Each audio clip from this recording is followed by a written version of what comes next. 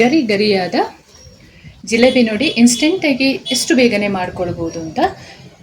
ತುಂಬನೇ ಅದ್ಭುತವಾಗಿರುತ್ತೆ. ನೀವೊಮ್ಮೆ ಟ್ರೈ ಮಾಡೋದನ್ನು ಮರಿಬೇಡಿ. ತುಂಬನೇ ಸುಲಭ, ಯಾರು ಬೇಕಾದರೂ ಮಾಡ್ಬೋದು. ಈ ವಿಡಿಯೋ ನೋಡಿ ಫಸ್ಟಿಗೆ ಸ್ವಲ್ಪ ಕ್ವಾಂಟಿಟಿ ಮಾಡ್ಕೊಳ್ಳಿ, ಆಮೇಲೆ ಕರೆಕ್ಟಾಗಿ ಬಂದ ಮೇಲೆ ನೀವು ಜಾಸ್ತಿ ಮಾಡ್ಬೋದು. ನೋಡಿ, ಹೊರಗಡೆ ಎಲ್ಲ ಕ್ರಿಸ್ಪಿಯಾಗಿ ಒಳಗಡೆ ಜ್ಯೂಸಿಯಾಗಿ ನಮ್ಮ ಜಿಲೇಬಿ ರೆಡಿಯಾಗಿದೆ. ನಮಸ್ತೆ ಎಲ್ಲರಿಗೂ, ಎಲ್ಲರನ್ನು ಸುಸಿಸ್ ಕಿಚನ್ಗೆ ಸ್ವಾಗತ ಮಾಡಿಕೊಂಡು ಇವತ್ತು ಅದ್ಭುತವಾದ ಅಡುಗೆ ಮಾಡ್ತಾ ಇದ್ದೀನಿ. ಬನ್ನಿ ಹೇಗೆ ಮಾಡೋದು ನೋಡೋಣ. ನಾನು ಮಾಡುವ ಅಡುಗೆಗಳು ನಿಮಗೆ ಇಷ್ಟ ಆಗ್ತಿದ್ರೆ ದಯಮಾಡಿ ಸಬ್ಸ್ಕ್ರೈಬ್ ಮಾಡಿಕೊಂಡು ಪಕ್ಕದಲ್ಲೇ ಇರುವ ಬೆಲ್ ಬಟನ್ ಅನ್ನು ಕ್ಲಿಕ್ ಮಾಡಿಕೊಂಡು ನಿಮ್ಮ ಫ್ರೆಂಡ್ಸ್ ಅಂಡ್ ಫ್ಯಾಮಿಲಿಗೆ ಹೆಚ್ಚು ಶೇರ್ ಮಾಡಿ. ಇವತ್ತು ನಾವು ಬಿಸಿ ಬಿಸಿ ಜಿಲಾಬಿಯನ್ನು ಮಾಡ್ಕೊಳ್ಳೋಣ. ಮನೆಯಲ್ಲೇ ಇನ್ಸ್ಟೆಂಟಾಗಿ ಮಾಡ್ಕೊಳ್ಳುವಂಥದ್ದು. ಕಲಸಿ 5 ಅವರ್ ಇಡಬೇಕು, ಅದು ಯಾವುದೇ ಸಮಸ್ಯೆ ಇಲ್ಲ. 10 ನಿಮಿಷದಲ್ಲಿ ಬಿಸಿ ಬಿಸಿ ಜಿಲಾಬಿಯನ್ನು ರೆಡಿ ಮಾಡೋದು ನಾನು ತಿಳಿಸ್ಕೊಡ್ತಾ ಇದ್ದೀನಿ. ಬನ್ನಿ ತಡ ಮಾಡದೆ ವಿಡಿಯೋ ಸ್ಟಾರ್ಟ್ ಮಾಡೋಣ. ಅದಕ್ಕೆ ಬೇಕಾಗಿರುವ ಸಾಮಗ್ರಿಗಳನ್ನು ನೋಡ್ಕೊಂಡು ಬರೋಣ. ಇಲ್ಲಿ 2 ಕಪ್ಪು, ನೀವು ಗ್ಲಾಸ್ ಆದ್ರೂ ಆಗ್ಬೋದು, ಕಪ್ ಮೆಜರ್ಮೆಂಟದಾಗ್ಬೋದು, ಯಾವುದೇ ಒಂದು ಅಳತೆಗೆ ತಗೊಳ್ಳಿ. 2 ಕಪ್ಪಷ್ಟು 2 ಬೌಲಷ್ಟು ಮೈದಾ ಪೌಡ್ರನ್ನು ತೊಗೊಂಡಿದ್ದೀನಿ. ಸೇಮ್ ಬೌಲಲ್ಲಿ ಸಕ್ಕರೆಯನ್ನು ತೊಗೊಂಡಿದ್ದೀನಿ.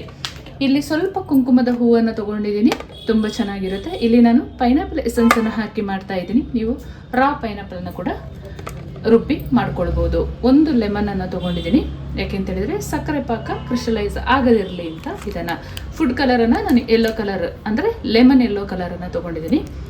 1 ಪೌಚ್, ಸಣ್ಣದಾಗಿ 1 ಪೌಚ್ ಬರುತ್ತಲ್ಲ, 1 ಸ್ಪೂನಷ್ಟು ಇಲ್ಲಿ ಈನೋ ಪೌಡ್ರನ್ನ ಸೇರಿಸ್ಕೊಳ್ತೀನಿ. ಮತ್ತು 2 ಚಮಚದಷ್ಟು ಕಲಿಸ್ಕೊಳ್ಳೋಕ್ಕೆ ತುಪ್ಪ. ನಿಮಗೆ ಅನ್ನಿಸ್ಬೋದು ಇಷ್ಟು ಬೇಗನೆ ಇವರು ಜಿಲೇಬಿಯನ್ನು ಮಾಡ್ತಾರಾ ಹೇಗೆ ಅಂತ. ಬನ್ನಿ ನೋಡೋಣ, ಸುಲಭವಾಗಿ ತಿಳಿಸ್ಕೊಡ್ತೀನಿ. ಒಂದು ಮಿಕ್ಸಿಂಗ್ ಬೌಲನ್ನು ತಗೊಳ್ಳೋಣ. ಮೈದಾ ಹಿಟ್ಟನ್ನು ಸೇರಿಸ್ಕೊಳ್ಳೋಣ.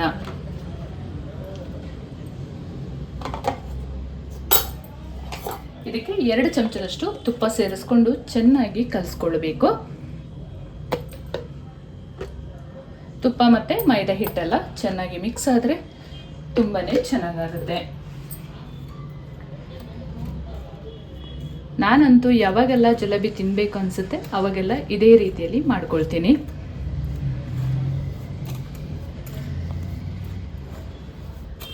ಚೆನ್ನಾಗಿ ತುಪ್ಪ ಮತ್ತು ಈ ಮೈದಾ ಹಿಟ್ಟು ಬೆರಿಬೇಕು, ಅಲ್ಲಿವರೆಗೂ ನೀಟಾಗಿ ಕಲಿಸ್ಕೊಳ್ಳೋಣ. ಮತ್ತು ಇನ್ನೊಂದು ಹೇಳೋದು ಮರ್ತೆ, ಈ ಮೈದಾ ಹಿಟ್ಟನ್ನು ಜರಡಿ ಹಿಡದೆ ಹಾಕೊಳ್ಳಿ, ಹಾಗೆ ಹಾಕೊಳ್ಳೋಕೆ ಹೋಗಬೇಡಿ. ತುಪ್ಪ ಹಾಕ್ಕೊಂಡ್ರೆ ಕ್ರಿಸ್ಪಿಯಾಗಿ ಕೂಡ ಇರುತ್ತೆ ನಮ್ಮ ಜಿಲೇಬಿ. ಈ ಹದದಲ್ಲಿ ಕಲಿಸ್ಕೊಂಡ್ರೆ ಸಾಕು. ಈಗ ಸ್ವಲ್ಪ ಸ್ವಲ್ಪನೇ ನೀರು ಹಾಕ್ಕೊಂಡು ಮಿಕ್ಸ್ ಮಾಡ್ಕೊಳ್ಳೋಣ. ಫುಡ್ ಕಲರ್ ಕೂಡ ಇದಕ್ಕೆ ಹಾಕ್ಬೋದು, ಇಲ್ಲ ಸಕ್ಕರೆ ಪಾಕ ಕೂಡ ಹಾಕ್ಕೊಳ್ಬೋದು. 1/4 ಚಮಚದಷ್ಟು ಫುಡ್ ಕಲರನ್ನು ಸೇರಿಸ್ಕೊಳ್ಳೋಣ. ಫುಡ್ ಕಲರ್ ಬೇಡ ಅಂತ ಹೇಳಿದರೆ ಸ್ಕಿಪ್ ಮಾಡ್ಬೋದು, ಹಾಗೆ ಕೂಡ ಮಾಡ್ಕೊಳ್ಬೋದು. 1 ಚಿಟಿಕೆಯಷ್ಟು ಉಪ್ಪು ಕೂಡ ಸೇರಿಸ್ಕೊಳ್ತಾ ಇದ್ದೀನಿ. ತುಂಬನೇ ರುಚಿ ಕೊಡುತ್ತೆ. ಯಾವುದೇ ಸ್ವೀಟಿಗೆ ನೀವು ಸ್ವಲ್ಪ ಉಪ್ಪು ಹಾಕಿ ಮಾಡಿ ನೋಡಿ, ತುಂಬನೇ ಅದ್ಭುತವಾಗಿರುತ್ತೆ. ಸ್ವಲ್ಪ ಸ್ವಲ್ಪ ನೀರು ಹಾಕ್ಕೊಂಡು ಕಲಿಸ್ಕೊಳ್ಬೇಕು ವಿಸ್ಕರ್ ಸಹಾಯದಿಂದ. ಒಮ್ಮೆ ಫುಡ್ ಕಲರ್ನೆಲ್ಲ ಈ ಮೈದಾ ಹಿಟ್ಟಿಗೆ ಮಿಕ್ಸ್ ಮಾಡ್ಕೊಳ್ಳೋಣ. ಸ್ವಲ್ಪ ಸ್ವಲ್ಪ ನೀರು ಹಾಕ್ಕೊಳ್ಳಿ.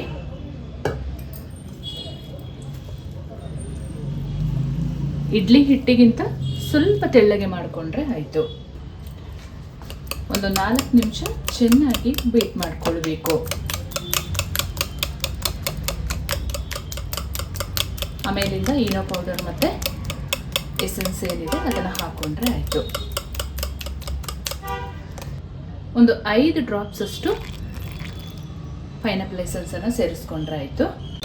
ಚೆನ್ನಾಗಿ ಮಿಕ್ಸ್ ಮಾಡ್ಕೊಳ್ಳೋಣ.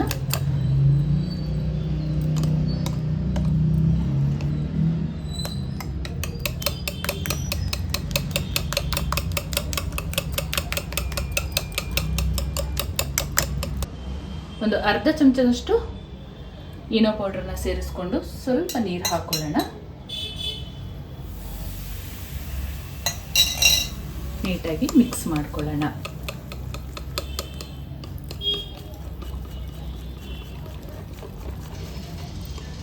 ತುಂಬಾನೇ ಚೆನ್ನಾಗಾಗುತ್ತೆ ಇದು.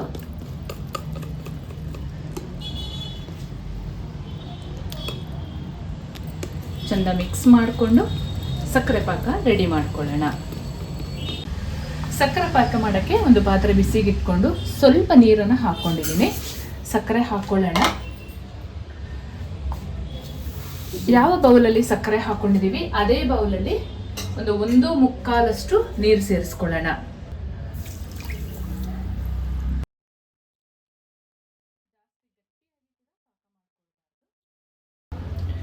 ಒಂದೇಳೆ ಪಾಕ ಬಂದರೆ ಸಾಕು. ಹೈ ಫ್ಲೇಮಲ್ಲಿ ಒಂದು 8 ನಿಮಿಷ ಸಕ್ಕರೆ ಕರಗೋವರೆಗೆ ಕುದಿಸ್ಕೊಳ್ಳೋಣ. ಆಮೇಲೆ ಸ್ವಲ್ಪ ಲೋ ಫ್ಲೇಮ್ ಮಾಡಿಕೊಂಡ್ರೆ ಆಯಿತು. ನಮ್ಮ ಸಕ್ಕರೆ ಪಾಕ ಈ ಹದದಲ್ಲಿ ಕುದಿಯುವಾಗ ಸ್ವಲ್ಪ ಕುಂಕುಮದ ಹೂವನ್ನು ಸೇರಿಸ್ಕೊಳ್ಳೋಣ.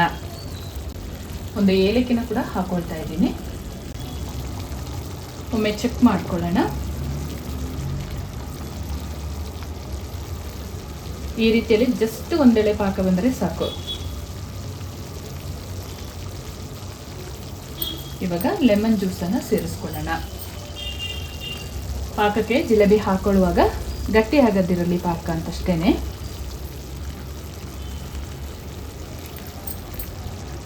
ಸ್ಟವ್ ಆಫ್ ಮಾಡ್ಕೊಳ್ಳೋಣ.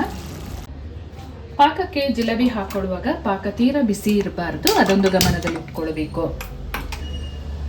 ಇವಾಗ ಸ್ವಲ್ಪ ಹೈಟ್ ಕಡಿಮೆ ಇರುವ ಪಾತ್ರೆ ಇಟ್ಕೊಂಡು ಎಣ್ಣೆ ಕಾಯಲು ಇಡೋಣ. ಎಣ್ಣೆ ಜಾಸ್ತಿ ಏನು ಹಾಕೊಳ್ಳೋದು ಬೇಡ, ಬೇಕಿದ್ರೆ ಆಮೇಲಿಂದ ಹಾಕ್ಕೊಳ್ಬೋದು. ನಮ್ಮ ಮೈದಾ ಹಿಟ್ಟು ನೋಡಿ ಈ ರೀತಿಯಲ್ಲಿ ರೆಡಿ ಆಗಿದೆ.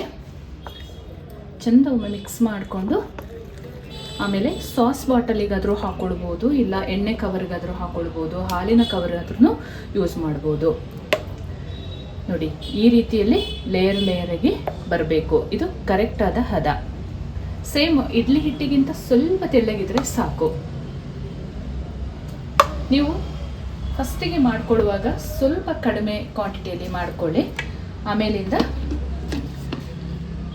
ಜಾಸ್ತಿ ಮಾಡ್ಕೊಳ್ಬೋದು ಸರಿ ಹೋದ ಮೇಲೆ. ಈ ಥರ ಸಾಸ್ ಬಾಟ್ಲನ್ನು ತಗೊಂಡಿದ್ದೀನಿ ನಾನು. ಈ ರೀತಿಯಲ್ಲಿ ಸೂಪರ್ ಆದ ಜಿಲೇಬಿನ ಈ ರೀತಿಯಲ್ಲಿ ಹಾಕೊಳ್ಳೋಣ.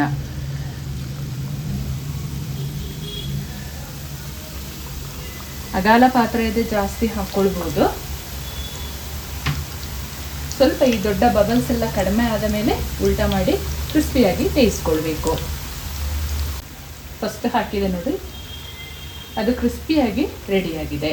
ಇವಾಗ ಪಾಕದೊಳಗಡೆ ಇದನ್ನು ಹಾಕೊಳ್ಳೋಣ.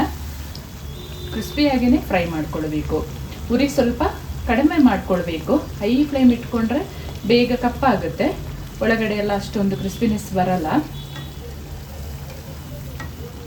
ಮೀಡಿಯಂ ಫ್ಲೇಮಲ್ಲಿ ಇಟ್ಕೊಂಡು ನಾವು ಜಿಲೇಬಿ ಕರೆದ್ರೆ ಹೊರಗಡೆ ಕ್ರಿಸ್ಪಿಯಾಗಿ ಒಳಗಡೆ ಜ್ಯೂಸಿಯಾಗಿ ತುಂಬಾ ಸೂಪರ್ ಆಗಿರುತ್ತೆ. ಇವಾಗ ಇದನ್ನು ತಗೊಳ್ಳೋಣ. ಪಾಕದಲ್ಲಿ ಹಾಕಿರುವ ಜಿಲೇಬಿ ನೋಡಿ ಈ ರೀತಿಯಲ್ಲಿದೆ.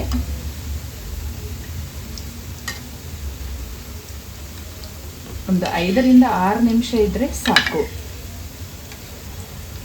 ನೋಡಿ ಈ ರೀತಿಯಲ್ಲಿ ಜ್ಯೂಸಿಯಾದ, ಹೊರಗಡೆ ಕ್ರಿಸ್ಪಿಯಾದ ನಮ್ಮ ಬಿಸಿ ಬಿಸಿ ಜಿಲೇಬಿ ರೆಡಿಯಾಗಿದೆ.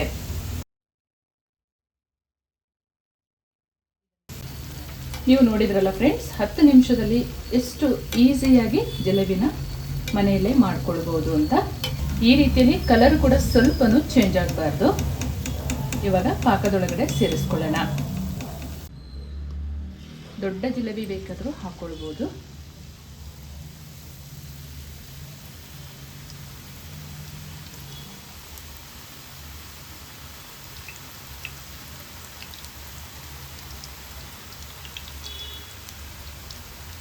ಸೂಪರ್ ಆದ ಅದ್ಭುತವಾದ ನೋಡಿ, ಹೊರಗಡೆ ಎಲ್ಲ ಕ್ರಿಸ್ಪಿಯಾಗಿ ಒಳಗಡೆ ಜ್ಯೂಸಿಯಾಗಿ ನಮ್ಮ ಜಿಲೇಬಿ ರೆಡಿಯಾಗಿದೆ. ಗರಿ ಗರಿಯಾದ ಜಿಲೇಬಿ ನೋಡಿ ಇನ್ಸ್ಟೆಂಟಾಗಿ ಎಷ್ಟು ಬೇಗನೆ ಮಾಡ್ಕೊಳ್ಬೋದು ಅಂತ.